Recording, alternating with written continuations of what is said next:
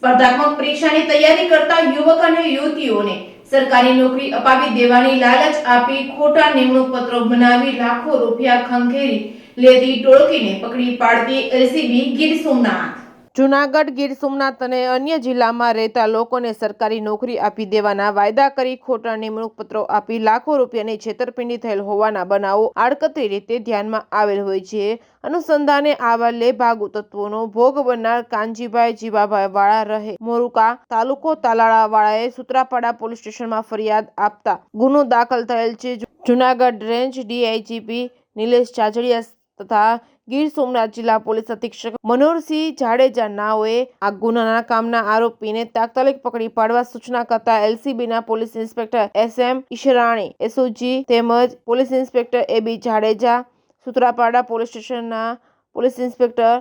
RL Prajapati નાઓની અલગ અલગ ટીમો બનાવી આરોપીની શોધખોળ શરૂ કરવામાં આવી હતી। જે દરમિયાન એલસીબી નાઓ સબ ઇન્સ્પેક્ટર VK ઝાલા તથા સૂત્રાપાડા પોલીસ સ્ટેશનના police sub inspector NA Vaghela તેમની ટીમના માણસો સાથે પેટ્રોલિંગમાં હતા। તે દરમિયાન એલસીબીના ASI Narendra Kachhot, Laljibhai Bambhaniya, Ramdevsinh Jadeja, police constable Natubha Basiya તથા પોલીસ કોન્સ્ટેબલ પ્રવીણભાઈ બાંભણિયા નાઓએ મળેલ સંયુક્ત હકીકત આધારે નીચે જણાવેલ વિગત મુજબના આરોપીઓને પ્રાચી, જૂનાગઢ તથા કડી ખાતેથી પકડી પાડી કાયદેસરની કાર્યવાહી કરવામાં આવી છે। પકડાયેલ આરોપી જેઠાભાઈ ઉર્ફે સુભાષ બચુભાઈ ચુડાસમા, ઉંમર વર્ષ 35, રહે ઘંટિયા, પ્રાચી, તાલુકો સૂત્રાપાડા। હરસુખલાલ પુનાભાઈ ચૌહાણ, ઉંમર વર્ષ 55, ધંધો આર્મી એક્સમેન, રહે જૂનાગઢ મધુરમ મંગલધામ સોસાયટી। નીલકંઠ કુમાર જયંતિલાલ પટેલ ઉર્ફે પિન્ટુ પટેલ, ઉંમર વર્ષ 45, રહે બ્લોક નંબર 125 ગાર્ડન વિલા, કડી, જિલ્લો મહેસાણા, હસ્તગત કરેલ છે। આ બનાવની વિગત કામના આ ફરિયાદી કાનજીભાઈ વાળાના સગા ઘંટિયા ગામે આવેલ જ્યોતિબા ફૂલે નામની એકેડમીમાં સ્પર્ધાત્મક પરીક્ષાની તૈયારી માટે જતા હોય ત્યારે ફરિયાદી પોતાના સંતાનો માટે આજથી 1.5 વર્ષ પહેલા આ એકેડમીમાં પૂછપરછ માટે જતા ત્યારે આરોપી નંબર 1 જેઠા ઉર્ફે સુભાષ પોતે આરોગ્ય ખાતામાં નોકરી કરતો હોય અને જ્યોતિબા ફૂલે એકેડમીનો પ્રમુખ હોવાની વાત કરી ફરિયાદીની પુત્રીને સરકારી નોકરી અપાવી દે એવું કહી પોતાના મોબાઈલ ફોનમાં પોલીસની દોડની પરીક્ષામાં નાપાસ થયેલ યુવતીનો પાસ થયેલ સિક્કાવાળો લેટર બતાવી વિશ્વાસમાં લઈ પ્રથમ 6 લાખની માંગણી કરી 3 લાખ નક્કી કરી 1 લાખ રૂપિયા ફરિયાદી પાસેથી તાત્કાલિક મેળવી તેમજ ફરિયાદીના સગા સંબંધીને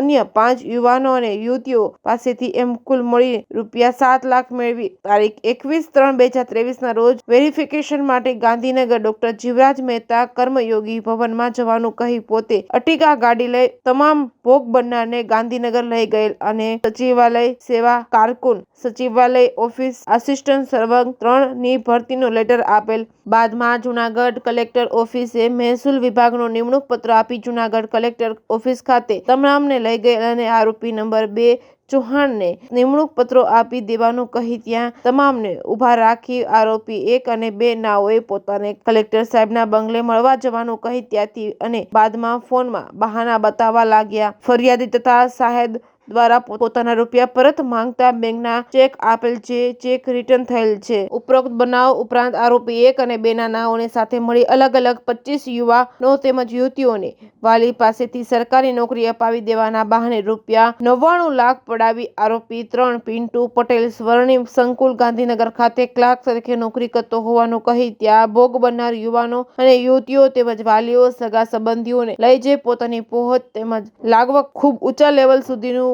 હોવાનો ડોહો કરી અને પૈસા પડાવી લીધેલ હોવાની વિગતો ધ્યાનમાં આવી હતી, જેની તપાસ હાલ ચાલુ છે। રિપોર્ટિંગ બાય મહેશ વાજા, સોમનાથ। ફરિયાદી છે એ ઘોડીનારથી મૂળદ્વારકાવાળા રોડ ઉપર બપોર પછીના સમયમાં નીકળી રહ્યા હતા એના મિત્ર સાથે। એમના મિત્ર એમની સાથે હતા સંજયભાઈ વાળા। આ બંને જણા નીકળ્યા હતા ગાડીમાં અને કોઈ 2 વ્યક્તિઓએ આવીને એનો મોબાઈલની ચીલ ઝડપ કરી છે। એટલે જેવી અમને વિગત મળી એટલે તરત જ અમે અજીત જે વિક્ટીમ છે એની ફરિયાદ લઈ લીધી। જે તે સમયે અજીત આ વિક્ટીમને ઓળખતો ન હતો એટલે અમે અજાણ્યા સમય વિરુદ્ધ ફરિયાદ લીધેલી। ત્યાર પછી ટેકનિકલ એનાલિસિસ અને CCTVના આધારે અમે 2 આરોપીને પકડ્યા છે। એમાં એક આરોપી છે હુસેન જે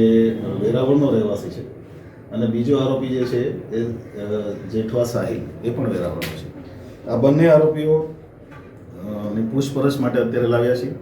અને એમાં આગળમાં શું તપાસ છે પ્રાથમિક ઇન્ક્વાયરીમાં એટલી તપાસ મળે છે કે આ જે સંજય વાળા છે, જે એની ગાડીમાં બાજુમાં જ બેઠો હતો વિક્ટીમની, એ જ આમાં મુખ્ય કાવતરાખોર છે અને એ અત્યારે ફરાર છે. એમની ગુનાહિત ઇતિહાસ કોઈ આરોપીઓનો